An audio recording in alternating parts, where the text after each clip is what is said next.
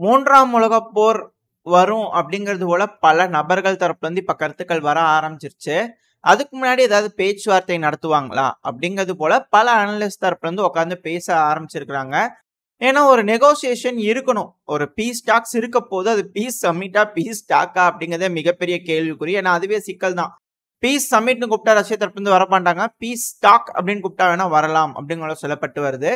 அமைதிக்கான பேச்சுவார்த்தை தொடங்கலாம். படிக்கட்டா அதாவது ஒரு படிக்கட்டா ஏறலாமே தவிர ஆல்ரெடி இந்த அமைதி பேச்சுவார்த்தைக்குன்னு ஒரு மாநாடு கூப்பிட்டு உட்காந்துட்டு திரும்பி ஒரு மாநாடு கூப்பிட்டாங்கன்னா அதுக்கு வரமாட்டாங்க ரஷ்ய தரப்பு இருந்து அப்படிங்கிறது போலாம்.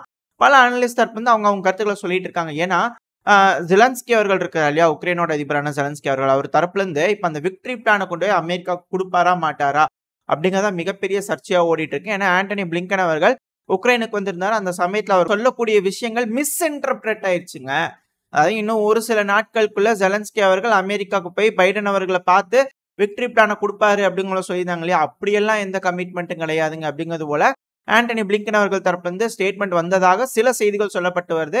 2 நாளுக்குள்ள என்ன நடக்க போகுது அப்படிங்கறத வெயிட் பண்ணி பார்த்தா தான் தெரியும். யார் சொல்றது உண்மை, யார் சொல்றது எப்படி அப்படிங்கறதெல்லாம். ஏன்னா அதிகமான மிஸ் இன்டர்பிரேஷன் நடந்துகிட்டு தான் இருக்கு. அதெல்லாம் மாற்று கருத்தே இல்ல.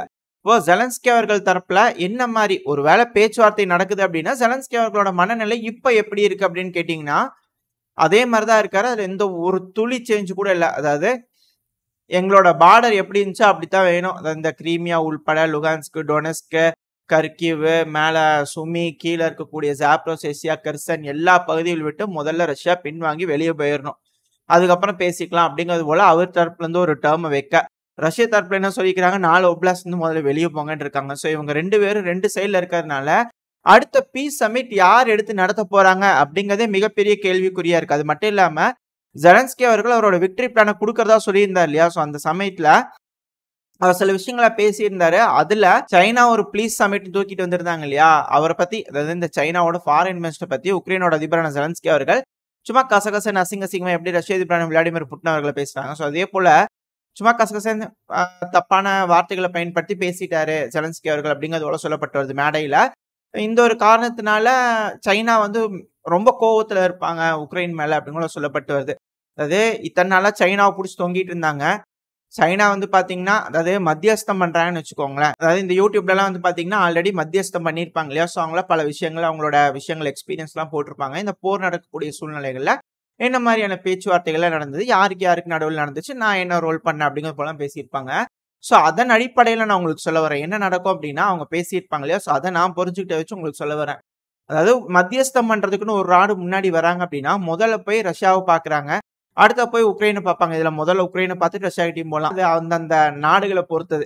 இப்ப அவங்க என்ன செய்வாங்க அப்படின்னா இரு தரப்புலையும் போய் அவங்க என்ன நினைக்கிறாங்க, என்ன சொல்றாங்க அப்படிங்கறத முதல்ல கேட்டுட்டு வந்து உட்கார்ந்ததுக்கு அப்புறமா இவங்க 2 பேத்துக்கு காமனா இருக்கக்கூடிய விஷயங்கள் என்ன அப்படிங்கறத யோசிச்சு ஒரு முடிவுகளை எடுத்ததுக்கு அப்புறமா அந்த முடிவுகளை கொண்டு போய் ரஷ்யா கிட்டையும் உக்ரைன் கிட்டையும் சொல்லுவாங்க இது போல இருக்குதுன்னு சொல்லிட்டு. சோ அந்த டைம்ல ஓகே அப்படிங்கறதோட சொல்றாங்க அப்படிங்கும் போது அப்புறம் அந்த நாடு வந்து ஒரு பீஸ் சமிட்டை கூப்பிடுவாங்க. பீஸ் சமிட் கூப்பிட்டு இருதரப்புலயும் வந்து உட்காந்து பேசுவாங்க. அந்த டைம்ல இருக்கக்கூடிய பாயிண்ட்ஸ் வச்சு எது சரி எது வேண்டாம் அப்படிங்கிறது போல அந்த டைம்ல டிஸ்கஷன் நடக்கும். ஏன்னா அந்த நாடு வந்து ஒரு ப்ரொபோசல் எடுத்துட்டு போய் 2 தரப்பையும் பார்த்துருப்பாங்க. அதுக்கப்புறம் உட்காந்து எது சரி எது கேட்கலாம் எது வேண்டாம் அப்படிங்கலாம் பேசுவாங்க. ஸோ சீனா தரப்புல இருந்து அப்படிதான் ஒரு இனிஷியேட் எடுத்திருக்காங்க. அது இப்போ உக்ரைனுக்கு ஃபேவரா இல்லாத போல உக்ரைன் நினைக்கிறதுனால இப்போ உக்ரைனோட அதிபரான ஜெலன்ஸ்கி இப்படி மோசமா பேசலாமா அப்படின்றது போல கேள்விகள் வருது. இது போல செய்யறதுனால மத்த நாடுகள் எதுவுமே முன் வர மாட்டாங்க இல்லையா, எதுக்கு நம்ம போய் தேவையில்லாம நம்ம போய் ஏதோ காலை விட்டுட்டு அப்படிங்கிறது போல இருக்கும் இல்லையா.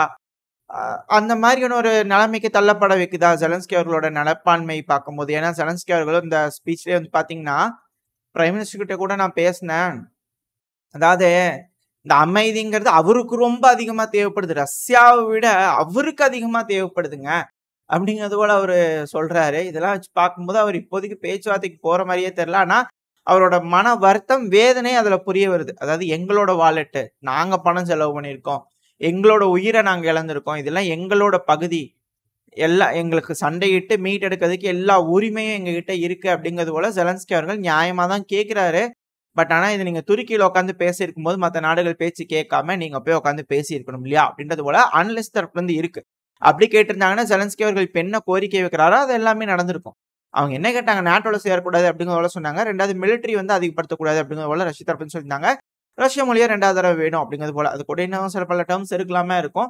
பட் ஆனா பிரதானமா பேசக்கூடிய விஷயங்கள் இது. இதுல என்ன ஹைலைட்னா இத்தனை நாளா உக்ரைன்ல பார்லிமெண்ட்ல இருக்கிறவங்க மேற்குலக நாடுகள், அதுவும் குறிப்பா அன்பா அழைப்பீங்க இல்லையா போரிஸ் ஜான்சன் அவர்கள, அவர் தான் தலையிட்டு கெடுத்தாருன்னு சொல்லிட்டு இருந்தாங்க. இப்ப விக்டோரியா நூலான் அவர்களே ஒரு இன்டர்வியூல வந்து பாத்தீங்கன்னா, ஆமா மேற்குலக நாடுகள் தான் அந்த அமைதி பேச்சுவார்த்தையை வந்து ஸ்கிராப் பண்ணாங்க அப்படிங்கிறது போல அவங்க தரப்புன்னு சொல்ல, மேலும் மேலும் இது மேற்குலக நாடுகளுக்கு அழுத்தம் போல தானே தெரியுது. அது இவங்கனால தான் அவங்க இப்படி ஆயிட்டாங்க, இவங்கனால தான் அவங்க இப்படி ஆயிட்டாங்க அப்படிங்கிறது போல மாறி மாறி வந்துட்டே இருக்கு இல்லையா. 2வது இந்த போரை முடிச்சதுக்கு அப்புறம் நடக்கக்கூடிய விஷயங்கள். ஏன்னா உண்மையான இழப்புகள் என்ன, என்ன நடந்திருக்கு, இது போல விஷயங்கள்லாம் வெளியே வர ஆரம்பிக்கும் போது, உக்ரைன்ல இப்போதைக்கு இருக்கக்கூடிய அதிபர் ஜெலன்ஸ்கி அவர்கள் இருக்காரு, அவரோட நிலை என்ன, மேற்குலக நாடுகளோட நிலை என்ன. சோ இதெல்லாம் வச்சு பார்க்கும்போது தான் இது 3ஆம் உலக யுத்தத்தை நோக்கி தான் போயிட்டு இருக்கு. ஏன்னா பேச்சுவார்த்தைக்கு இருதரப்பும் தயாராவே இல்ல அப்படிங்கிறது போல நம்மளால புரிஞ்சுக்க முடியுது. 2வது இப்ப கர்ஸ்க் ஒப்லாஸ்ட்ல ரஷ்ய தரப்பு வந்து பெருமளவுல ஒரு அஃபென்சிவ் ஆபரேஷன் எடுத்துக்கிறாங்க. ரஷ்யாவோட மினிஸ்ட்ரி ஆஃப் டிஃபென்ஸ் தரப்பு வந்து பாத்தீங்கன்னா 10 செட்டில்மெண்ட்டை மீட்டெடுத்ததா சொல்லியிருக்காங்க. இது போல ஒரு அமைதி பேச்சுவார்த்தை நடக்க போகுதுன்னா அதோட அடிப்படையா வெயிட் வேணும் உக்ரைனுக்கு அப்படின்னா இந்த கர்ஸ்க் ஒப்லாஸ்ட் வச்சு தான் பேசுவாங்க. அதாவது உக்ரைன் வந்து கர்ஸ்க்குள்ள இருக்கிறாங்க இல்லையா, சோ அவங்க பின்வாங்கட்டும், நீங்க ஒரு அளவுக்கு ஏதாவது பின்வாங்குங்க அப்படிங்கிறது போல ஏதாவது பேசி வேணா ஏதாவது செய்யலாம். பட் ஆனா இப்போ ரஷ்யா வந்து கர்ஸ்க் ஒப்லாஸ்ட்ல பகுதிகளை மீட்டெடுக்கும் போது இப்ப திரும்பவும் வந்து உக்ரைன் வேற ஒரு பகுதியில் முன்னேற ஆரம்பிச்சிருக்காங்க. இதே கர்ஸ்க் பகுதியெல்லாம் சைட்ல வீடியோ பதிவு லோட் ஆயிருக்கும். இந்த வீடியோ பதிவுல வந்து பாத்தீங்கன்னா அந்த உக்ரைனோட டிமைனிங் எக்யூப்மெண்ட் அப்புறம் இன்ஜினியரிங் எக்யூப்மெண்ட் வந்து பாத்தீங்கன்னா அந்த ட்ரென்ச் லைன் எல்லாம் வந்து பாத்தீங்கன்னா ரெடி பண்ணி கொடுக்குது. அது கூட ட்ரூப்பர்ஸ் எல்லாம் உள்ள வந்திருப்பாங்க. சோ இவங்க முன்னேறி போய் சில பகுதியில சண்டை நடந்துட்டு இருக்கு, சில பகுதியில பிடிச்சிட்டதா உக்ரைனியன் தரப்புல சொல்றாங்க. ரஷ்ய தரப்புல இல்ல சண்டை நடந்து நாங்க அவங்களை தடுத்து நிறுத்திட்டோம் அப்படிங்கிற சொல்றாங்க. 2வது ஸ்னக் ஷாட்லாம் இருக்கு இல்லையா, சோ அந்த பகுதியிலாம் ரஷ்ய தரப்புல இருந்து திரும்பவும் கொடிகளை ஏத்தி அதுக்கான வீடியோ பதிவுகள்லாம் வந்துகிட்டு இருக்கு. அதுவும் சைலோட இருக்கு. பாத்தீங்கன்னாலே தெரியும். உக்ரைனும் சர்வேலன்ஸ் பண்ணி பல ட்ரோன் தாக்குதல்கள் பண்றாங்க, டிஸ்டன்ஸ் மைனிங் எக்யூப்மெண்ட்ல தாக்குதல் பண்றாங்க. அதுக்கான வீடியோ பதிவுகள்லாம் வந்துகிட்டு இருக்கு. கூட அதே போல ரஷ்யாவும் பல இடங்கள்ல தாக்குதல் பண்ணிருக்காங்க. அதுக்கான வீடியோ பதிவும் வந்துகிட்டு இருக்கு. இந்த கர்ஸ்க்லான்றது ஒரு ஆஃபென்சிவ் ஆபரேஷன் பெருமளவில் நடக்குது. இப்போ உக்ரைனோட அதிபரான ஜெலன்ஸ்கி அவர்கள் என்ன சொல்றாரு, எங்களோட திட்டப்படி தாங்க இங்க நடந்துகிட்டு இருக்கு, ரஷ்யா ஆபரேஷன் ஆரம்பிச்சிட்டாங்க, ஏங்க நீங்க தான் திட்டம் போட்டு கொடுத்தீங்க, எங்க ரஷ்யா இப்படி வந்து அடிங்க அப்படிங்கிறது போல கேட்கற மாதிரி இருக்கு. பட் ஆனா ரஷ்யா வந்து அப்படி அடிக்கும் போது நம்ம வேற மாதிரி ஒரு பண்ணலாம் அப்படிங்கிறது போல இவங்க யோசிக்கிறாங்க அப்படிங்கிறது போல புரிஞ்சுக்க முடியுது. ஆனா இப்போ உக்ரைனோட கமாண்டர் இன் சீஃப் இருக்கா இல்லையா சிர்ஸ்கி அவர்கள், அவர் தரப்பு ஸ்டேட்மெண்ட் வந்திருக்கு. என்ன சொல்லிக்கிறாருன்னா, இப்போதைக்கு நிலைமை ரொம்ப மோசமா இருக்காது, பக்ராஸ்க்கு குரோகாவ் அந்த இடத்துல நம்ம அதிகமான ட்ரூப்ஸ் டிப்ளாய் பண்ணணும், அதிகமான சப்ளைஸ் கொடுக்கணும் அப்படிங்கிற உக்ரைனோட கமாண்டர் இன் சீஃப் தரப்புல இருந்து ஸ்டேட்மெண்ட்ஸ் வருது. அங்கேயே சப்ளை வேணும், ஆளுங்க வேணும் அப்படிங்கும் போது இப்ப புதுசா கர்ஸ்க்கு பயில என்ன செய்ய முடியும் அப்படின்ற கேள்விகள் வருது இல்லையா. சோ இது எல்லாமே இக்கட்டான சூழ்நிலைக்கு திரும்ப திரும்ப உக்ரைனை கொண்டு போய் விட போகுது. ஒரு அட்டாக் பண்ணி அது சக்சஸ் ஆயிருந்ததுன்னு ஏதாவது நிலைமை தலைகளா மாறி இருக்கு. இது ஃபெயிலியர் ஆனதுனால எந்த மாதிரியான நிலைமைக்கு இது தள்ளப்படும், மேலும் உக்ரைனை எந்த அளவுக்கு கொண்டு போய் விடும் அப்படிங்கிறது. ஏன்னா ரஷ்ய தரப்பு இதெல்லாம் இழப்புகள். அவங்க திரும்பி நெகோசியேஷன்ல உட்காரும் போது நாங்க இந்த அளவுக்கு இழந்திருக்கோம், நாங்க அதை மீட் எடுத்துக்கிறோம், இது போல தேவையெல்லாம் பண்ணிக்கிறாங்க. முதலையே பேச்சுவார்த்தைக்கு பண்ணியிருந்தாங்கன்னா முடிஞ்சிருக்கும், அப்பவே பிரச்சனை முடிஞ்சிருக்கும், எந்த ஒரு பெருமா சண்டையெல்லாம் வந்திருக்கா. 2 வருஷத்துக்கு முன்னாடியே முடிஞ்சிருக்க வேண்டியது. 2 வருஷம் பிரச்சனையை நடத்தினதுக்கு அப்புறமா திரும்பி அதே பீஸ் சமிட்ல இருக்கக்கூடிய சாராம்சம் வேணும்னு கேட்டா எப்படி அப்படிங்கிறது தான் ரஷ்ய தரப்புலையும் இருக்கும். சோ அவங்க கேட்கறது நியாயம் போல தானே தெரியுது. இதுதான் நம்ம அந்த டைம்ல நான் அப்படி சொல்லியிருந்தேன், நீங்க அதுக்கு உங்க வீட்டுக்குள்ள வந்து நீங்க அது போலலாம் பேசுறீங்க.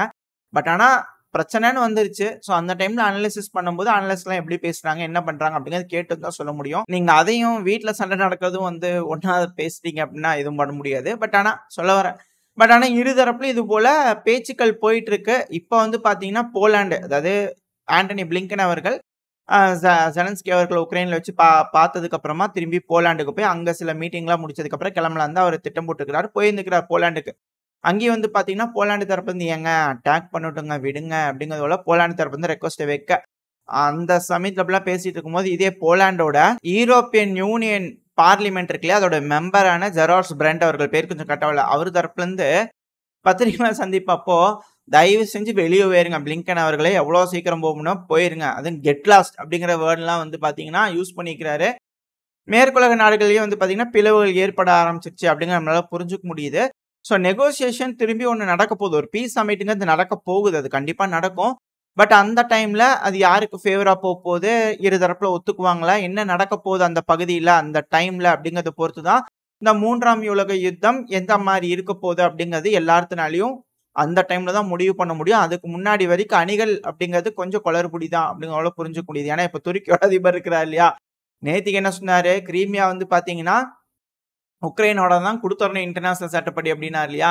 இப்போ வந்து பாத்தீங்கன்னா இஸ்ரேல் வந்து நாங்க போர் தொடுக்க தயார் அப்படிங்கிற அவர் தரப்பு ஸ்டேட்மெண்ட் இருக்குது. ஏன்னா இந்த துருக்கிஷ் அப்புறம் அமெரிக்கன் ஒரு நபர் வந்து பார்த்தீங்கன்னா ப்ரொடெஸ்ட் பண்ணிட்டு இருந்துக்கிறாங்க இஸ்ரேலில். இஸ்ரேல் தரப்புலேருந்து சுட்டதுனால அவங்க இறந்துட்டாங்க அப்படிங்கிறது போல தகவல்லாம் வந்துட்டு இருந்தது இல்லையா? ஸோ அவங்களோட உடல் வந்து பார்த்தீங்கன்னா இப்போ துருக்கிக்கு வந்திருக்கு.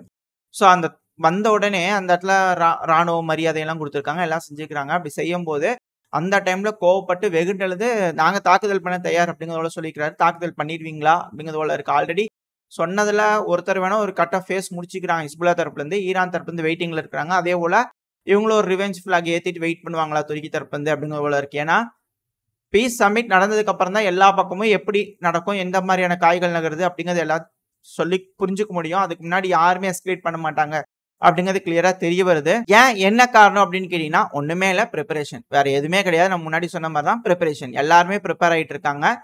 மேபி இது ஒரு பேச்சுவார்த்தைக்கு வந்து சீஸ்ஃபயர் போடுறாங்க அப்படின்னா இது வந்து வேர்ல்டு வார் 1 மாதிரின்னு வச்சுக்கோங்களேன் இப்ப நடந்தது. ஏன்னா பெரும்பான்மையான உலகத்துல இருக்கக்கூடிய நாடுகள் இதுல பார்ட்டிசிபேட் பண்ணிக்கிறாங்க. அதிக அளவுல வந்து பாத்தீங்கன்னா பல நாடுகள்லயும் இந்த பல ஜியோ பாலிட்டிக்கல் மூவ்ஸ்லாம் நடந்திருக்கு.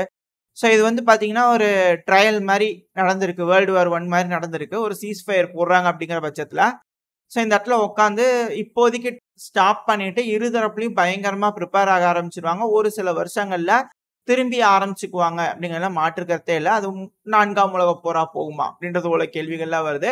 ஏன்னா அனலிஸ்ட் தரப்பு இது போல பேச்சுக்கெல்லாம் அடிபட்டுக்கிட்டு இருக்கு. இது போல நடக்கும். அதாவது இந்த கோல்டு வார் தானே சொல்றாங்க. மேபி இரு தரப்புலையும் இருக்கக்கூடிய அதிநவீன ஆயுதங்கள்லாம் டெஸ்ட் பண்ணிட்டு இருக்காங்க இல்லையா? ஸோ டெஸ்ட் பண்ணி அந்த ரிசல்ட்ஸ் எடுத்து கோ த்ரூ பண்ணதுக்கு அப்புறமா அவங்க இரு தரப்புலையும் ப்ரிப்பேர் ஆகிட்டு ஒரு ரெடி ஆனதுக்கு அப்புறமா திரும்பி ஒரு எஸ்கலேஷன் ஆரம்பிச்சு திரும்பி சண்டே ஆரம்பிச்சுக்குவாங்க அப்படின்னு சொல்லப்பட்டு வருது. எது எப்படியோ பல நபர்கள் கிட்ட இருந்து பல கருத்துக்கள் வருது. ஓரளவுக்கு அந்த கருத்துக்கள் எல்லாத்தையும் கோர்த்து ஒரு பதிவு உங்ககிட்ட கொடுத்துருப்பேன். இந்த பதிவு உங்களுக்கு பிடிச்சிருக்கா? பிடிச்சுன்னா லைக் பண்ணிட்டு உங்க ஃப்ரெண்ட்ஸ் அண்ட் ஃபேமிலியோட ஷேர் பண்ணிக்கோங்க. அது கூட மறக்காம இந்த பதிவை பத்தின உங்களோட கருத்துக்களை கமெண்ட் செக்ஷன்ல சொல்லுங்க. இந்த பதிவு நல்லா இருக்குன்ற நம்பிக்கையில் அடுத்த பதிவில் உங்களை சந்திக்கிறேன். அது வரைக்கும் ஸ்டே சேஃப். பை.